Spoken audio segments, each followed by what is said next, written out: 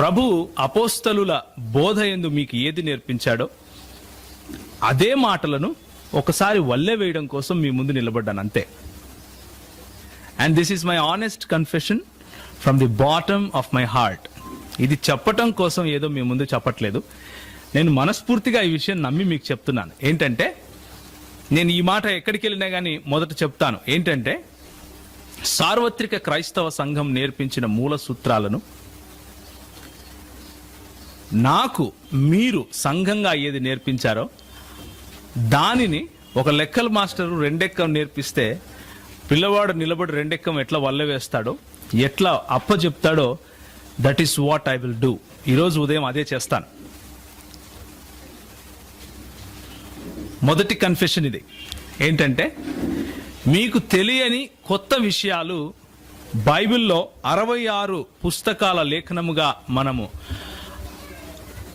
నమ్మే బైబిల్ గ్రంథంలో లేని విషయాలు నేను మీ దగ్గర పంచుకోను. అలా పంచుకుంటే నన్ను దయచేసి ఆపండి, నన్ను దయచేసి సరిచేయండి.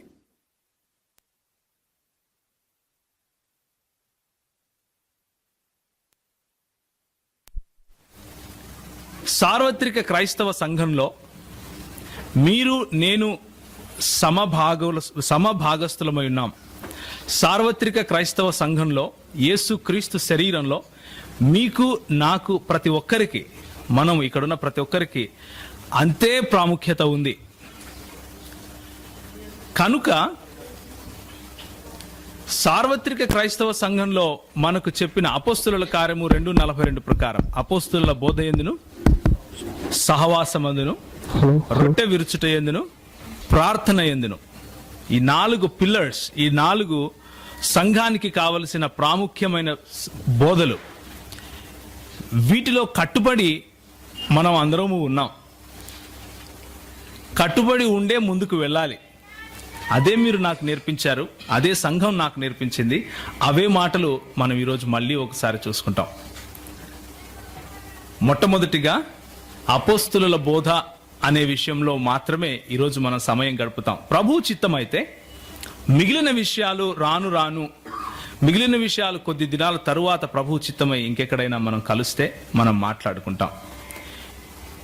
ఈరోజు నేను మొదట చేసిన కన్ఫెషన్, ఒప్పుకోలు ఏంటంటే, క్రొత్త విషయము మీకు తెలియనిది నేను చెప్పను.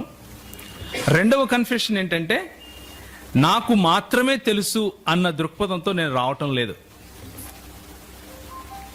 మీకు అస్సలు తెలియదు అన్న దృక్పథంతో అస్సలు రావటం లేదు.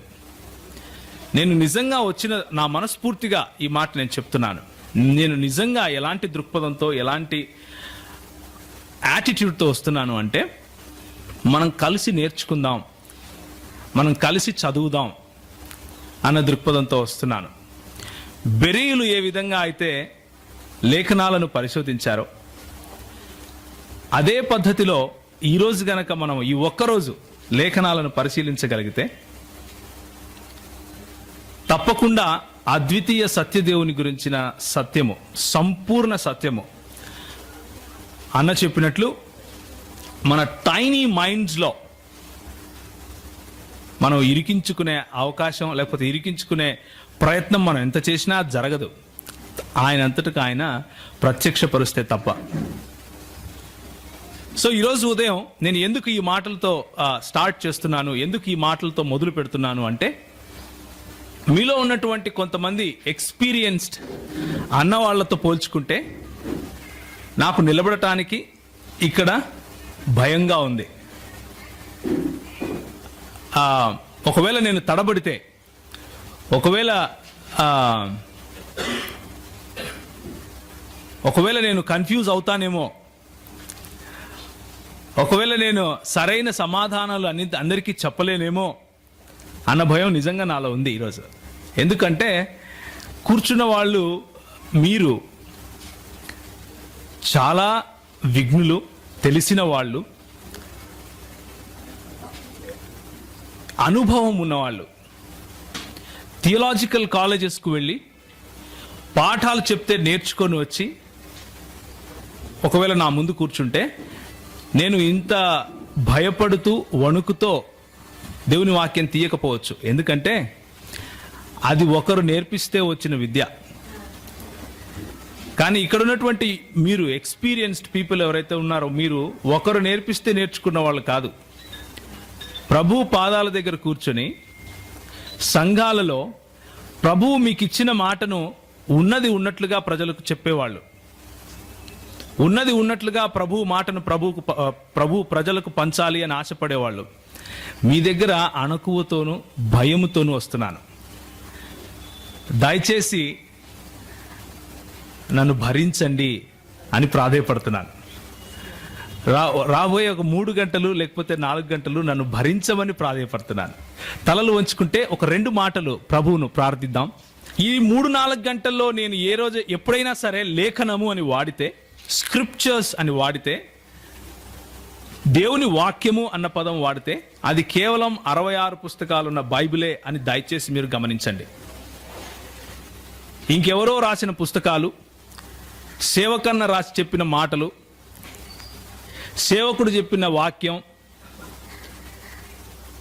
మా అన్న ఫలానా అన్నకిచ్చిన ప్రత్యక్షతను బట్టి మేము ఇట్లున్నాము, ఇట్లాంటి మీరు దయచేసి పక్కన పెట్టండి. ఈ 4 గంటలు 66 పుస్తకాలలో ఉన్న లేఖనాల గురించి మాత్రమే మనం మాట్లాడుకుంటున్నాం. ఒకవేళ మీరు ఏదైనా మంచి ఆర్గనైజేషన్, క్రైస్తవ ఆర్గనైజేషన్కు మీరు చెంది ఉంటుంటే మీ ఫార్ములాస్ గురించి నేను మాట్లాడను. మీ ఫార్ములాస్ ను బట్టి దేవుణ్ణి నిర్వచించే ప్రయత్నం నేను చేయను. మీరు కూడా దయచేసి చేయకండి. ఈ 4 గంటలు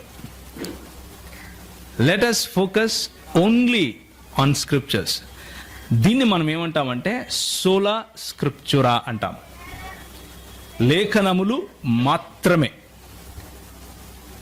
సోలా స్క్రిప్చురా. మనం మాట్లాడుకునేది కేవలము 66 పుస్తకాలున్న బైబిల్లో ఉన్న స్పష్టమైన ప్రత్యక్షత మాత్రమే. ఓన్లీ అనేది ఇక్కడ key point. So let's focus our attention only towards Bible this morning, nothing else. Having said that, come back to the concept of God again. మనకు అందుబాటులో ఉన్న దేవుడు అనే కాన్సెప్ట్స్ కనుక మనం చూస్తే అవి ఏవేవంటే, ఏకేశ్వరవాదము అంటే ది మోనోథియిస్టిక్ రిలిజన్స్. ఏకేశ్వరవాదము అంటారు దీన్ని. మోనోథియిస్టిక్ రిలిజన్స్ లో ఏవే ఉన్నాయంటే, యూదా క్రైస్తవ సంప్రదాయము అంటే యూదా మతానికి చెందినటువంటి వాళ్ళు, క్రైస్తవ మతానికి చెందినటువంటి వాళ్ళు, లేదా క్రైస్తవ మార్గానికి, క్రైస్తవ పంథకు, లేదా క్రైస్తవ మతానికి చెందినటువంటి దేవుడు అన్న ఆలోచన, క్రైస్తవ మతం నుంచి బయటకు వచ్చినటువంటి తెగలు కొన్ని ఉన్నాయి. యూదా క్రైస్తవ సాంప్రదాయం నుంచి బయటకు వచ్చినటువంటి సిమిలర్ తెగలు, అంటే ప్యారలల్ గా ఉంటాయి, అవి కొన్ని ఉన్నాయి. వాటిలో కూడా దేవుడు అన్న కాన్సెప్ట్ మనం చూస్తాం. దేవుడు లేదా దేవత అని ఉండదు అని నా ఉద్దేశం. దేవుడు అన్న కాన్సెప్ట్ మనం చూస్తాం. వీళ్ళని మోనోథియిస్టులు అంటారు, ఏకేశ్వరవాదులు అంటారు. నిజానికి మోనోథియిస్టులు ఎవరు? నిజానికి ఒకడే దేవుణ్ణి, అద్వితీయ దేవుణ్ణి ఆరాధించే సమూహము లేకపోతే సముదాయము, దానిని బైబిల్లో సంఘముగా పేర్కొన్నారు. అది ఏంటి అన్నది మనం ముందు ముందు చూస్తాం. మోనోథియిస్టుల తరువాత మనకు మిగిలింది ఏంటంటే, మోనోథియిస్టులు కాని ప్రపంచం ఉంది, ఏకేశ్వరవాదం కాని ప్రపంచం ఒకటి ఉంది. అదేంటంటే అందులో పాలిథియిస్టులు ఉన్నారు, అంటే బహుదైవారాధికులు. ఒకరికంటే ఎక్కువ దేవుళ్లను ఆరాధించే వాళ్ళను బహుదైవారాధికులు అంటారు. పాంథియిస్టులు ఉన్నారు. పాంథియిస్టులు అంటే దేవుడు మరియు సృష్టి ఒకటే అని నమ్మేవాళ్ళు. షామనిస్టులు ఉన్నారు, అంటే ప్రకృతిని ఆరాధించే వాళ్ళు ఉన్నారు. పానెంథియిస్టులు ఉన్నారు, డీయిస్టులు ఉన్నారు. ఇలా చెప్పుకుంటూ పోతే చాలా మంది ఉన్నారు. కనుకనే కన్ఫ్యూజన్ లేకుండా 2 భాగాలుగా చేశాను. ఒకరు మోనోథియిస్టులు, మోనోథియిస్టులు కాని వారు ఇంకొకరు. రెండు మోనోథీయిస్టులు కాని వారి గురించి ఒక 5 నిమిషాలు మాట్లాడుకుందాం. ఆ తరువాత ఏకేశ్వరవాదము లేకపోతే మోనోథీయిస్టుల దగ్గరకు వద్దాం. మోనోథీయిస్టులు కాని వాళ్లను 2 రకాలుగా విభజించవచ్చు. మొదటిది ఒక సృష్టికర్త లేకపోతే కర్తలు, తర్వాత సృష్టికర్తలు సృష్టి అనే దాన్ని పాలిథియిజం అంటాం. అంటే బహుదైవారాధన అంటాం. అంటే ఎక్కువ మంది దేవుళ్ళు ఉన్నారు, సృష్టి కూడా ఉంది. సృష్టి మరియు దేవుళ్ళ మధ్య వ్యత్యాసం ఉంది, వారిరువురు వేరు అని నమ్మేది పాలిథియిజం, అంటే బహుదైవారాధన. సృష్టి అంటే సృష్టించిన వాడు మరియు సృష్టి 2 ఒకటే అనే దాన్ని పాంథియిజం అంటాం. మనము ఉదయం లేచినప్పటి నుంచి కర్నూల్లో బస్ స్టాండ్ దగ్గర టీ తాగి రాత్రికి ఇంటికి వచ్చి పడుకునేంత వరకు కూడా మనకు ఎదురయ్యే ప్రజల్లో ఈ 2 భాగాలు ఉంటాయి. వాళ్లకు తెలియకుండానే పాంథియిస్టులు ఉంటారు, వాళ్లకు మేము పాలిథియిస్టులము అని తెలియకుండానే పాలిథియిస్టులు ఉంటారు. గ్రీక్ ఫిలాసఫీలో కూడా ఉంది. అంటే నూతన నిబంధన గ్రంథం రాయబడక ముందు గ్రీక్ ఫిలాసఫీ ఏదైతే ఉందో, గ్రీకు దేశస్థులు ఎవరైతే ఉన్నారో వాళ్ళు కూడా బహుదైవారాధన చేసేవాళ్ళు. వాళ్లకు కూడా ప్రతి ఒక్కదానికి ఒక్కొక్క దేవత, ఒక్కొక్క దేవుడు ఉండేవాడు. ఇది కొత్త కాదు. అబ్రహామును పిలుచుకున్న దేవుడు అబ్రహామును ఏ ప్రాంతం నుంచి పిలుచుకున్నాడండి? మెసొపొటేమియా అనే ప్రాంతం నుంచి పిలుచుకున్నాడు.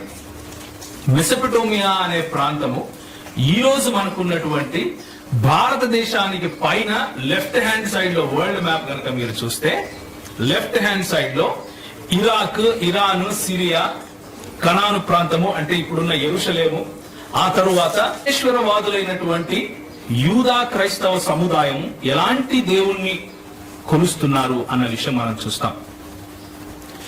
ఈ ఏకేశ్వరవాదులు అయినటువంటి యూదా క్రైస్తవ సముదాయం నుంచి మొదట యూదా సముదాయాన్ని చూడాలి. అబ్రహామును దేవుడు పిలుచుకున్నాడు అన్నట్లుగా చరిత్ర చెప్తా ఉంది. ఆయన తన బహుదైవారాధనను విడిచిపెట్టి ఒకడే దేవుడున్నాడు, ఆయననే ఆరాధించాలి అని ఆశపడి ముందుకొచ్చాడు. ఊరు ప్రాంతం నుంచి ఆయన వెళ్లి కనాను దేశానికి ప్రవేశించాడు.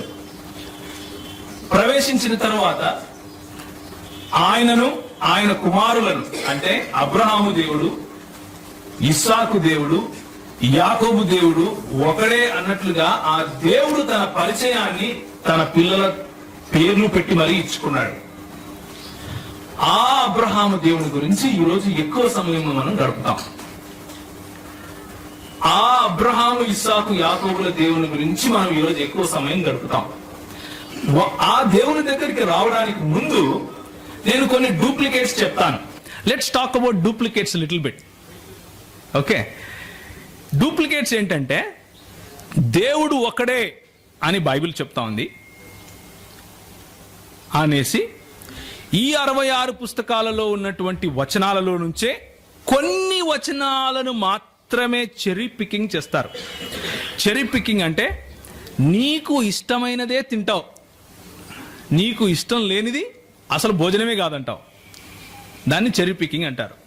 అంటే నిన్ను కూర్చోపెట్టి భోజనం పెడితే నీకు సాంబార్ ఇష్టం అనుకోండి, సాంబార్ మాత్రమే భోజనం, మిగిలిన వాళ్ళు తినేదంతా గడ్డి అంటావు.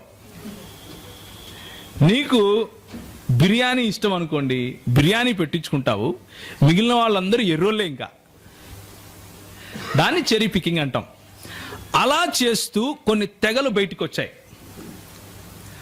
ఆ తెగలు ఏంటివంటే ఈ 66 పుస్తకాలలో ఉన్న కొన్ని గ్రంథాలను తీసేస్తారు, లేకపోతే మొత్తం గ్రంథాన్నే తీసేస్తారు, కానీ కాన్సెప్ట్ను పట్టుకుంటారు.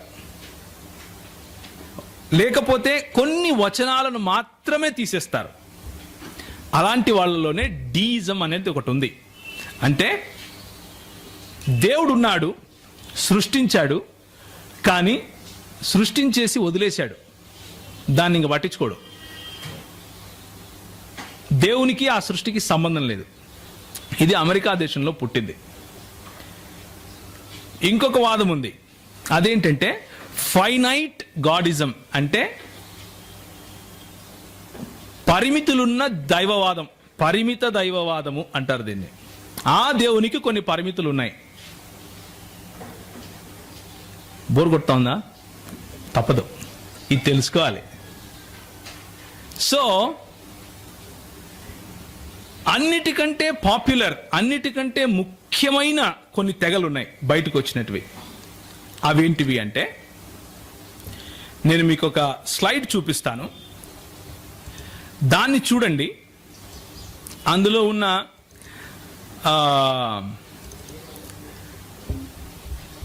తెగలు నేను చూపిస్తాను. ఆ తెగలు ఇవన్నమాట. చూడండి, ఎబియోనైట్స్ అంటారు, అంటే ఎబియోనీయులు. వీళ్ళు క్రీస్తు దైవత్వాన్ని విస్మరించారు. వీరు కూడా ఒక యూదా క్రైస్తవ సముదాయం నుంచి బయటకు వచ్చినటువంటి తెగయే. డోసెటిక్ నాస్టికులు ఉన్నారు. వాళ్ళు ఆయన దైవత్వాన్ని మాత్రమే చెప్పారు, కానీ ఆయన మనుష్యుడు కాదు అన్నారు. ఎవరు? యేసుక్రీస్తు. ఏరియన్లు ఉన్నారు. ఏరియన్లు అనేవాళ్ళు ఈరోజు పేరు మార్చుకొని యెహోవా సాక్షులయ్యారు. వాళ్ళు ఏమంటారంటే యేసుక్రీస్తు ఒక చిన్న దేవుడు అంటారు. ఓకే. మోనోఫిజైట్లు ఉన్నారు.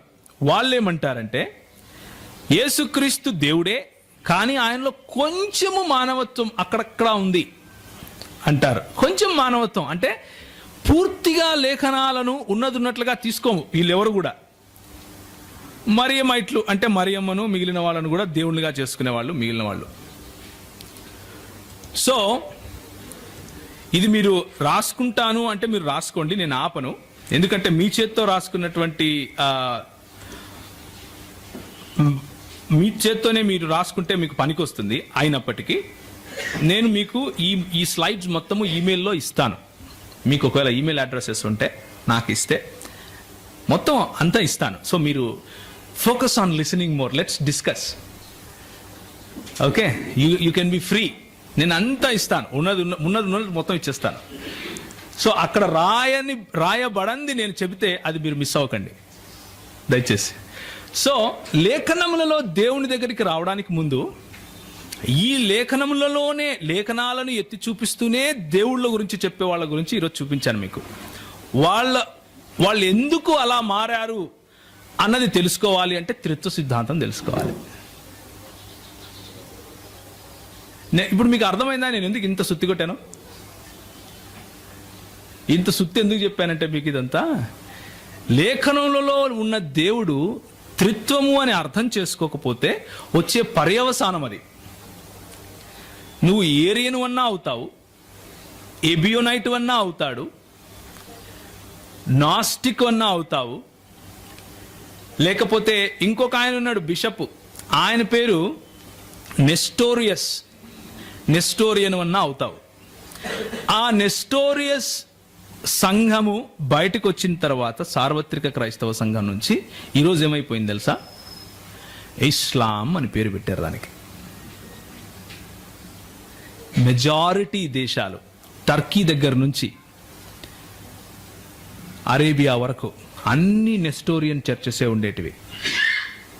అందరు క్రైస్తవులు నెస్టోరియన్ తెగకు చెందిన వాళ్ళే ఉండేవాళ్ళు మెజారిటీ. ఈరోజు మనకి ఇక్కడ బాప్టిస్టు, సిఎస్ఐ, మెథడిస్ట్ లాంటి సంఘాలు ఎలా ఉన్నాయో అలాగే నెస్టోరియన్ చర్చెస్ ఉండేటివి. వాళ్ళందరూ ఏమయ్యారంటే ఇస్లాంను పుచ్చుకున్నారు.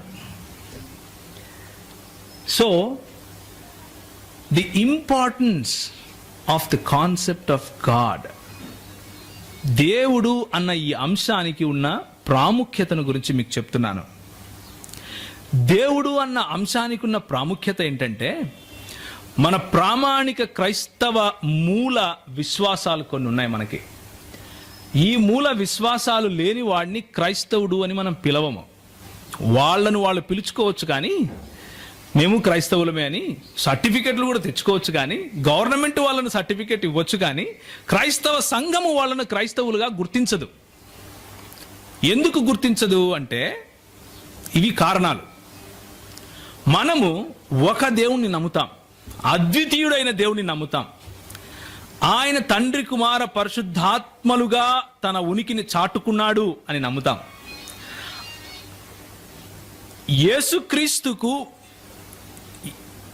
యేసుక్రీస్తుకును పోవడానికి ముందు మానవుడు సంపూర్ణంగా పతనమైపోయాడు పాపంలో అని నమ్ముతాం.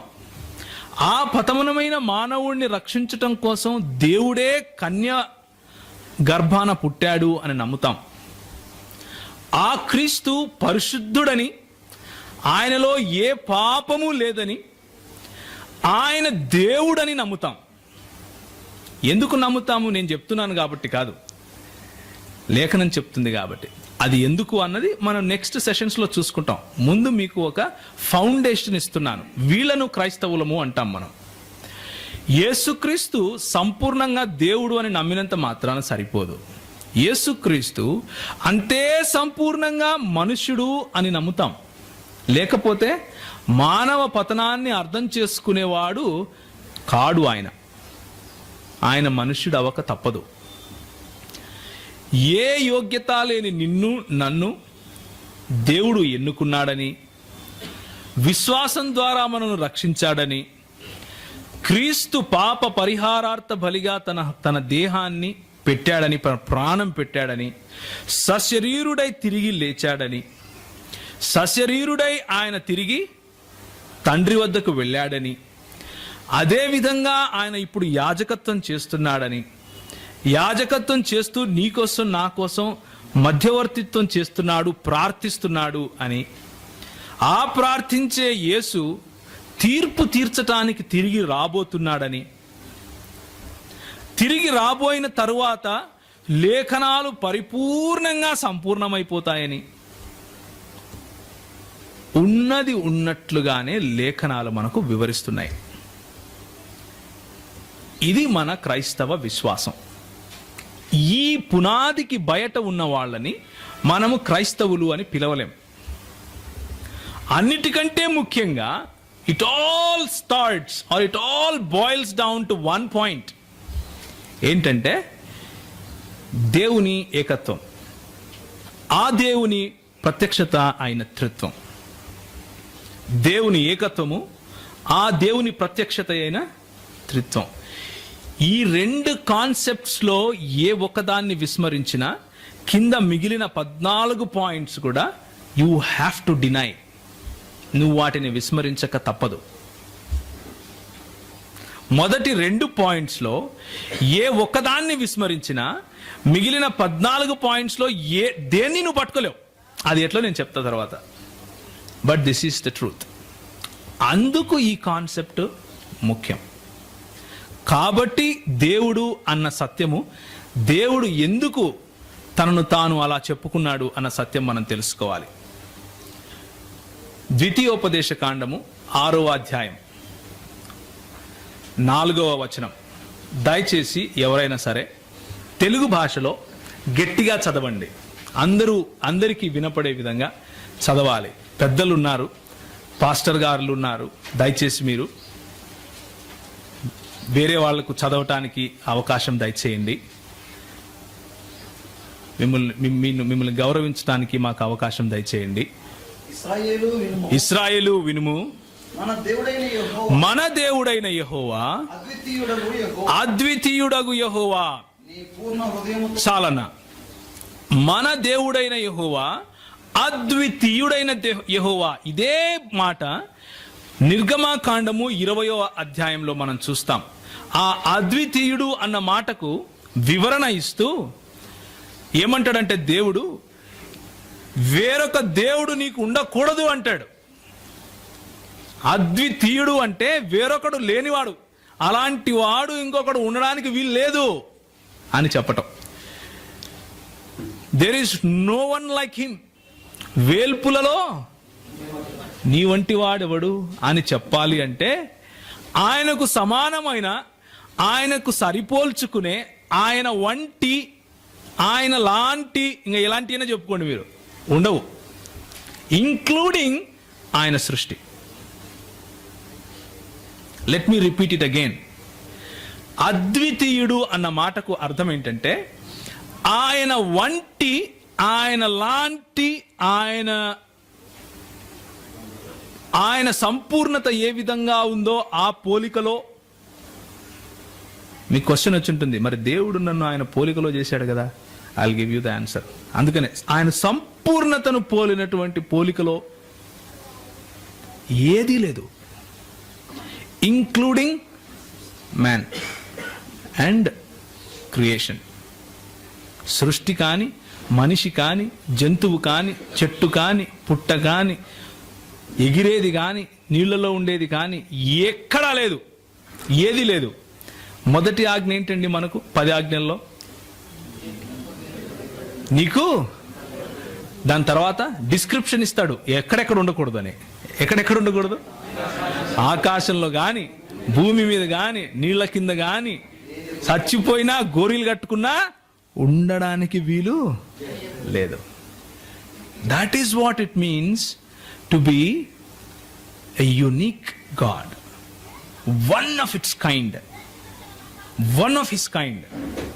అలాంటి వారు, ఆయనను పోలిన, ఆయనకు సమానమైన ఇంకొక జీవి, ఇంకొక ప్రాణి, ఇంకొక దేవుడు, ఇంకొక మనిషి, ఇంకొక సృష్టి ఏది లేదు. ఇంకొక దేవుడు కూడా లేడు, ఇంకొక దేవుడు కూడా లేడు.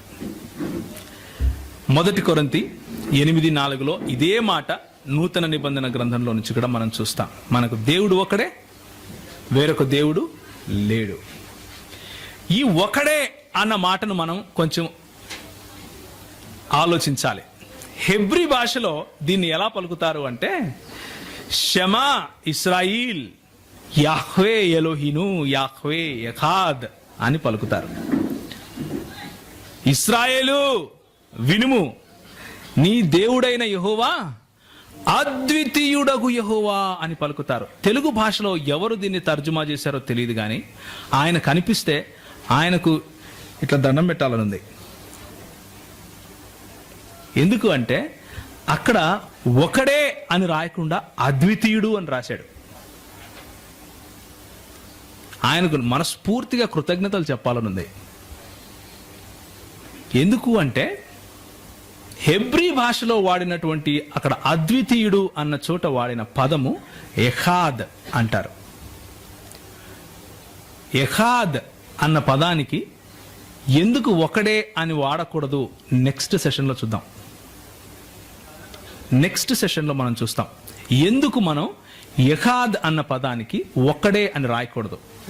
ఒక్కడే అని రాస్తే వచ్చే సమస్య ఏంటి అన్న విషయాన్ని మనం నెక్స్ట్ సెషన్లో చూస్తాం. ప్రస్తుతానికి మనం ఏం చూస్తామంటే దేవుని గుణ లక్షణాలను చూస్తాం. ఏ కాన్సెప్ట్ అయితే దేవుడు అన్న ఈ అంశము మనకున్నటువంటి పరిధిలో, మన పరిధి ఏంటి? లేఖనమే మన పరిధి.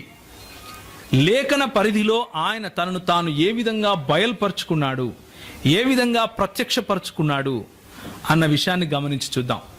2 గుణ లక్షణాలతో ఆయనను మనం అర్థం చేసుకునే ప్రయత్నం చేద్దాం. మొదటిది నైతిక గుణ లక్షణాలు, రెండవది నైతికము కాని నిస్తరమైన, లేకపోతే నైతికేతర. నిస్తరము అంటే అబ్సల్యూట్, ఆయనకు తప్ప ఇంకొకరికి అంటనివి, ఆయనకు తప్ప ఇంకొకరికి మనము చెప్పలేనివి, ఆయనకు తప్ప ఇంకొకరికి మనము ఆపాదించలేని గుణాలు. అవి ఏంటి అంటే ఆయన అనంతుడు, అంటే ఆయన ఇన్ఫైనైట్ గాడ్, అన్లిమిటెడ్ గాడ్. ఆయన స్వయంభూ అయి ఉన్నాడు. స్వయంభవుడు అంటే సెల్ఫ్ ఎగ్జిస్టింగ్, అన్క్రియేటెడ్, అన్కాజ్డ్. ఆయన మార్పు లేనివాడు. He is unchangeable. అన్చేంజబుల్ అంటే ఎప్పటికీ ఆయనలో మార్పు రాదు. నిన్న మార్పు లేదు, ఈరోజు మార్పు ఉండదు, రేపు మార్పు రాదు. ఆయన నిత్యుడు, అంటే ఒకరోజు ఉండి ఇంకొక రోజు లేకుండా ఉండేవాడు కాదు.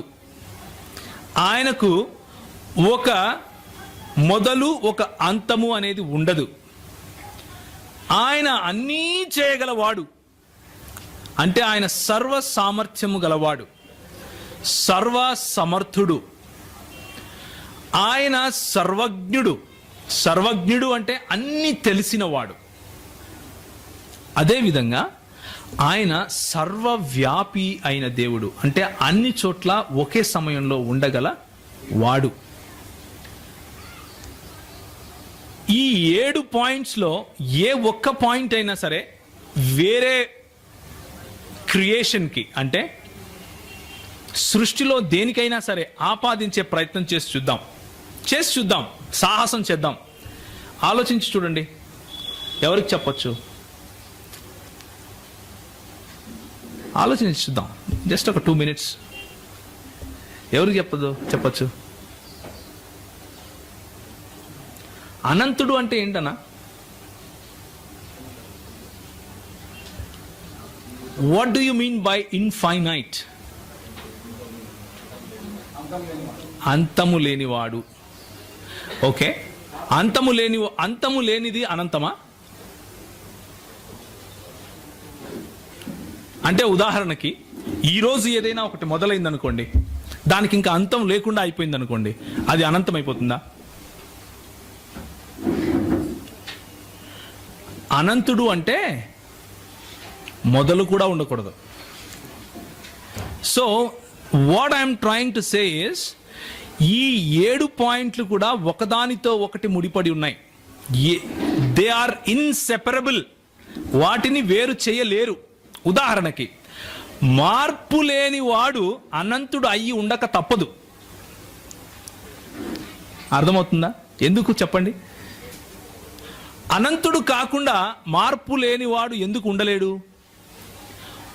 ఒకానొక రోజు ఒకానొక సమయంలో కలిగిన వాడు ఆ సమయానికి ముందు లేడు అనేగా అర్థం. అలాంటి వాడు అనంతుడు ఎలా అవుతాడు? ఒకవేళ అనంతుడై మార్పు లేనివాడుగా ఉండగలడా? ఉండలేడు. ఇంకొక మాట, సర్వజ్ఞుడు అంటే అన్నీ తెలిసినవాడు. అన్నీ తెలిసిన వాడు కాదు అనుకుందాం దేవుడు. అది సాధ్యమా? ఇంపాసిబుల్. ఎందుకు? నిర్వచన రీత్యా ఏదైనా తెలియని విషయం ఉంది అంటే ఆయన కంటే గొప్ప విషయం ఏదో ఉందని, అప్పుడు అది దేవుడు అవుతుంది. సో ఈ 7 పాయింట్స్ కూడా దేవుడు అన్న ఈ అంశము, ఈ కాన్సెప్ట్ నుంచి ఇన్సెపరబుల్ అన్నమాట. ఇవి వీటన్నిటినీ గనక మనము ఒక చోట పెడితే ఏమని మాట్లాడతాము, ఏమని చెప్తాము అంటే పర్ఫెక్ట్ అనాలి. పర్ఫెక్ట్, నిస్తరమైన perfection, absolute perfection. Is a perfect God అని చెప్పాలి. వీటి గురించి ఇంకొంచెం ముందుకు వెళ్దాం. ఇప్పుడు నైతిక లక్షణాలు చూద్దాం. ఇవి మనము కొద్దిగా ఆ నైతిక లక్షణాల్లో కొంచెం మనం కూడా ఆపాదించుకోవచ్చు. ఉదాహరణకి, ఆయన పరిశుద్ధమైన దేవుడు, ఆయన నీతి న్యాయములు గలవాడు, ఆయన సత్యవంతుడు, ఆయన పరిపూర్ణుడు, ఆయన ప్రేమామయుడు. వీటిని గురించి ఒక 2 మాటలు చెప్పుకుందాం. ఎక్కువ సమయం తీసుకోను, నా సమయం ఇంకా 10 నిమిషాలే ఉంది. మార్పు చెందని దేవుడు అన్నది పైన మనం చెప్పుకున్న అబ్సల్యూట్ ట్రూత్స్, నిస్తరమైన సత్యాలకు లేకపోతే నిస్తరమైన గుణ లక్షణాలకు ఇది ఒక చిహ్నం, లేకపోతే ఇది సమరీ, పర్ఫెక్షన్.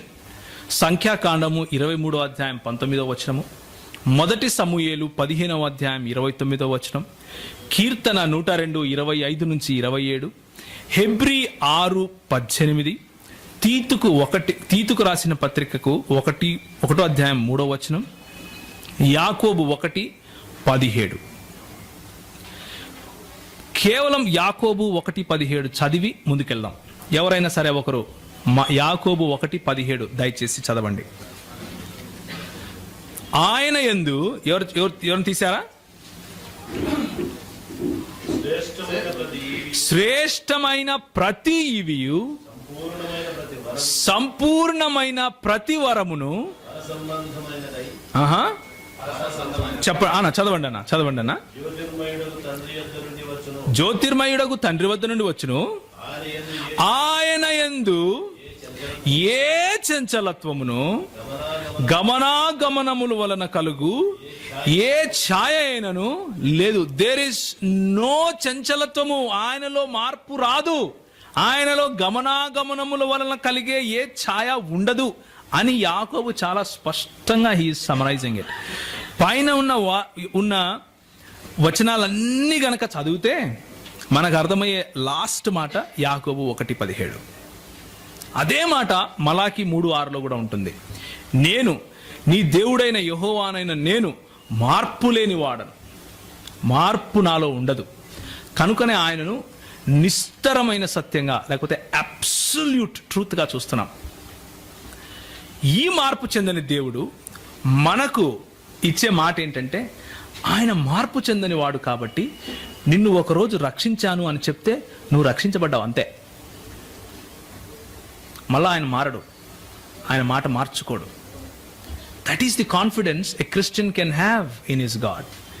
క్రైస్తవుడు తన దేవుని పైన ఇంత బలంగా ఆధారపడగలుగుతాడు. ఎందుకు అంటే ఆయనలో మార్పు ఉండదు కాబట్టి. నిన్న ఆయన మిమ్మల్ని ప్రేమించి రేపు మిమ్మల్ని ద్వేషించేవాడు కాదు. అర్థమవుతుందా ఎందుకు ఇది ఇంపార్టెంట్?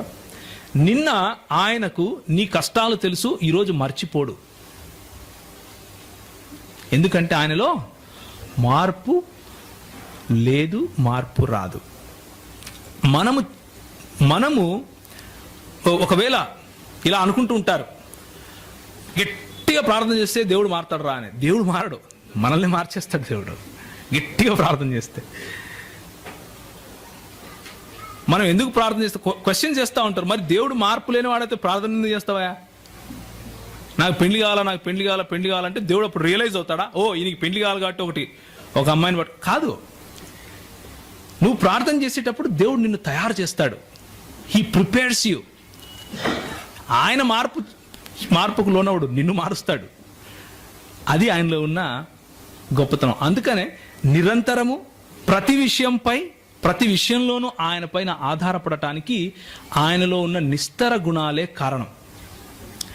ఇప్పుడు మనం నైతిక గుణ లక్షణాలు గనక చూసుకుంటే, మొట్టమొదటిగా మనం అర్థం చేసుకోవాల్సింది ఏంటంటే, దేవుడు ఏదో ఒక ఫోర్స్ కాదు. ఫోర్స్ అంటే ఒక కరెంటుకు ఒక స్విచ్ చేసామనుకోండి, ఫ్యాను తిరుగుతుంది. కరెంటుని ఏమంటాం? పవర్, ఫోర్స్ అంటాం, అవునా? ఆ ఫోర్స్ని నడిపించడానికి కరెంటుకు స్విచ్ చేసేవాడు కావాలి, వేసేవాడిని వ్యక్తి అంటాం, అవునా? So that's the difference. దేవుడు ఒక శక్తి మాత్రమే కాదు, వ్యక్తిత్వము కాదు. వ్యక్తిత్వం ఉన్న ఒక వ్యక్తి. ఆయన ఒక వ్యక్తి అయి ఉన్నాడు. ఏదో ఒక శక్తి అనుకుని పొరపడితే మనం ఏమవుతామంటే యెహోవా సాక్షుల్లో కలిసిపోతాం. అది ఎందుకో నేను చెప్తాను. ఓకే, దేవునికి ఒక మనసు ఉంది, ఆయనకు ఒక చిత్తం ఉంది, ఆయనలో భావనలు ఉన్నాయి. మనసు ఉంది అంటే ఆయన ఆలోచించగలవాడు, ఆయన క్లిష్టమైన డిజైన్స్ చేయగలవాడు. అంటే మన సృష్టిని చూస్తే మనకు తెలిసిపోతుంది. దీన్ని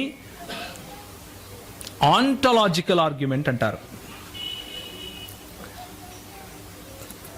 అదేవిధంగా ఆయనకు చిత్తం ఉంది అంటే ఆయన కొన్ని చాయిసెస్ చేసుకోగలుగుతాడు. నేను ఇది చెయ్యను, నేను ఇది చేస్తాను అన్న నిర్ణయాలు తీసుకోగలవాడు. అదేవిధంగా ఆయనను మీరు బాధ పెట్టచ్చు, సంతోష పెట్టచ్చు. ఆయనకు భావనలు ఉన్నాయి కాబట్టి ఆయనను మనము, దేవుణ్ణి యూదా క్రైస్తవ సముదాయము ఒక వ్యక్తిగా చూస్తూ ఉంది. యూదా క్రైస్తవ సముదాయం చెప్పే ఈ లేఖనాలు దేవుణ్ణి ఒక వ్యక్తిగా చూస్తున్నాయి. ఆయనకు మంచి తెలుసు, మంచిని ప్రేమిస్తాడు, మంచినే ఎన్నుకుంటాడు.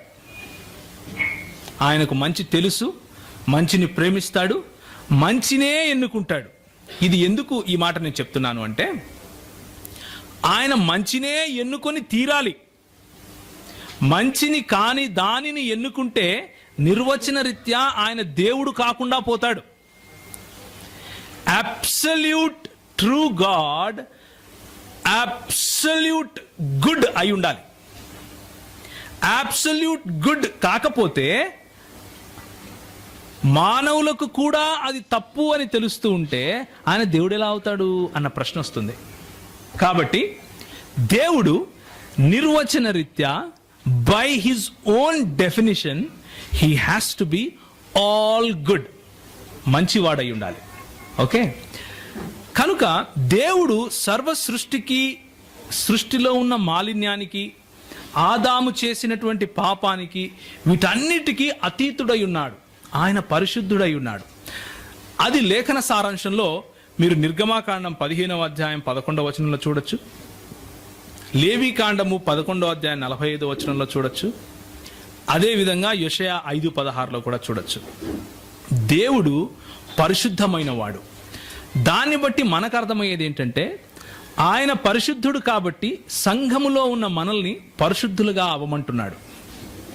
ఆయనే పరిశుద్ధుడు కాకపోతే మనల్ని కూడా పరిశుద్ధమైన జీవితాలను జీవించు అని చెప్పడానికి అవసరం లేదు. పరిశుద్ధత అక్కడితోనే ఎండ్ అవ్వదు. పరిశుద్ధతలో న్యాయం ఉండి తీరాలి, నీతి ఉండి తీరాలి. నీతి లేని దాన్ని పరిశుద్ధతగా మానవులే ఒప్పుకోరు. దేవుడు ఎలా ఒప్పుకుంటాడు? నైతికతకు ఉన్న పతాక స్థాయి, నైతికతకు ఉన్న చరమ స్థాయి దేవుడు. అంటే యూదా క్రైస్తవ సముదాయంలో, అంటే ఈ 66 పుస్తకాల లేఖనంలో తప్ప ఇంకెక్కడ కూడా నైతికతకు స్టాండర్డ్ కనపడదు. వేరే ఏ రకమైన థాట్, అంటే ఏ రకమైన ఆలోచనకు వెళ్ళినా కానీ, ఉదాహరణకు తీసుకోండి, సృష్టికర్త నేనే అని చెప్పుకునే ప్యాంథియిజంలో మంచి చెడులను ఎవరైనా చెప్పగలుగుతారా? చెప్పలేరు. ఎందుకు? అవన్నీ కూడా మాయ, మోహం. అదంతా మాయ నాయన. మంచి లేదు, చెడు లేదు, అంతా దేవుడే. అలాగే ఎందుకు అంటే ఇది మంచి అని చెప్పాలి, ఇది చెడు అని చెప్పాలి అంటే దేవుడు తప్ప వేరే స్టాండర్డ్ చూపించలేడు. ఎక్కడి నుంచి వచ్చింది మంచి చెడు అంటే ఆన్సర్ ఉండదు. యూదా క్రైస్తవ సమాజం చెప్పే దేవుని దగ్గరికి వస్తే ఆ మంచి చెడులకు నాంది పునాది ఆయనే అని లేఖనం చెబుతుంది. దీని మీద ఏదైనా క్వశ్చన్ ఉంటే తర్వాత నన్ను అడగండి. సో ఆయన నీతి న్యాయము గలవాడు, ఆయన రోషము గల దేవుడు. నిర్గమాకాండము 34:14, యెహెజ్కేలు 39:25. ఆయన పరిపూర్ణతలో నివసించే దేవుడు. దేవుడు పరిపూర్ణుడు. ఆయన ఉనికి యందు గాని ఏది తక్కువగా లేదు. He is self sufficient. ఆయన పరిపూర్ణుడు కాబట్టి ఆయన యందు నిరీక్షించే మనము ఒకానొక రోజు ఏమవుతాం? పరిపూర్ణులమవుతాం. ఆయనలో యథార్థత ఉంది. ఆయన తప్పులు చెప్పడు, ఆయన అబద్ధాలు చెప్పడు. నేను అబద్ధాలు చెప్పటానికి మనుషుణ్ణి కాదు అని ప్రభు చెప్తాడు. యథార్థవంతుడు మన దేవుడు. వీటన్నిటినీ గనక, అంటే ఈ నైతిక స్టాండర్డ్స్ అన్నిటిని మనం సమ్మరైజ్ చేయాలి అంటే, ఒక సారాంశం ఇవ్వాలి అంటే, దానికి ప్రేమ అని పేరు పెట్టాలి. సర్వంలోనూ మంచితనం అన్నదానికి ప్రేమ అని పేరు పెట్టాలి. సో మన దేవుడు ప్రేమించే దేవుడు గనుక మనకు ఆయన ప్రేమను నేర్పుతాడు, ప్రేమించాలి అని చెబుతాడు. ఇప్పుడు ఈ 2 నిమిషాలు మీ మెదడుకు ఒక మేత పెట్టేసి వదిలేస్తాను. టీ బ్రేక్ సమయంలో వీటిని గురించి ఆలోచించండి. నెక్స్ట్ సెషన్కి వచ్చినప్పుడు ఇది ఎలా సాధ్యం అని మీరే ఆలోచించండి. ఒక పక్క పర్ఫెక్ట్ దేవుడు ఉన్నాడు, అంటే నిస్తరమైన అబ్సల్యూట్ ట్రూ గాడ్ ఉన్నాడు. ఇంకొక పక్క ప్రేమకు ప్రతీకగా ఉన్నాడు. పతాక స్థాయిలో ఆయన ప్రేమ ఉంది. ఆయన హీఈస్ ఎ జస్ట్ గాడ్. ఆయన న్యాయమైన దేవుడు. ఆయన పాపాన్ని చూస్తే నేను సహించను అని చెప్పే దేవుడు. యథార్థవంతుడు, అంటే నిజం చెప్తున్నాడు. At the same time he is all powerful, all knowing. He can be here and in heaven at the same time. ఇలాంటి నిస్తరమైన విలువలు ఉన్నాయి. నైతికతలోనూ పతాక స్థాయి ఆయనదే. అప్పుడు ఆలోచించి చూడండి, ఒకానొకప్పుడు ఒకవేళ దేవుడు ఒంటరివాడైతే, ఒంటరివాడు అంటే దేవునిలో బహుళత్వం లేకపోతే, త్రిత్వము కాకపోతే, ఒకానొక సమయంలో హీ ఈస్ పర్ఫెక్ట్, ఆయన అన్నిట్లోనూ self sufficient and he is all loving. Is it possible? ఎవరిని ప్రేమించాడు? ఎవరితో మాట్లాడాడు? ఆయనకు రిలేషన్స్ అన్నవి ఎలా తెలుసు? ఆయనకు అన్నీ తెలిసి ఉండాలి. ఆయన సర్వగుణ సంపన్నుడు అంటే ప్రేమలో పతాక స్థాయి ఉన్నవాడు. నైతికేతర అంటే పర్ఫెక్షన్ అనే ఈ గుణాలు, ప్రేమ అనే ఈ గుణం, ఈ రెండింటిని బ్యాలెన్స్ చేయాలి అంటే దేవుడు ఒంటరివాడు అయితే సాధ్యపడుతుందా? టీ బ్రేక్లో ఆలోచించండి. తలలు వంచుకుంటే ప్రార్థన చేసుకుందాం.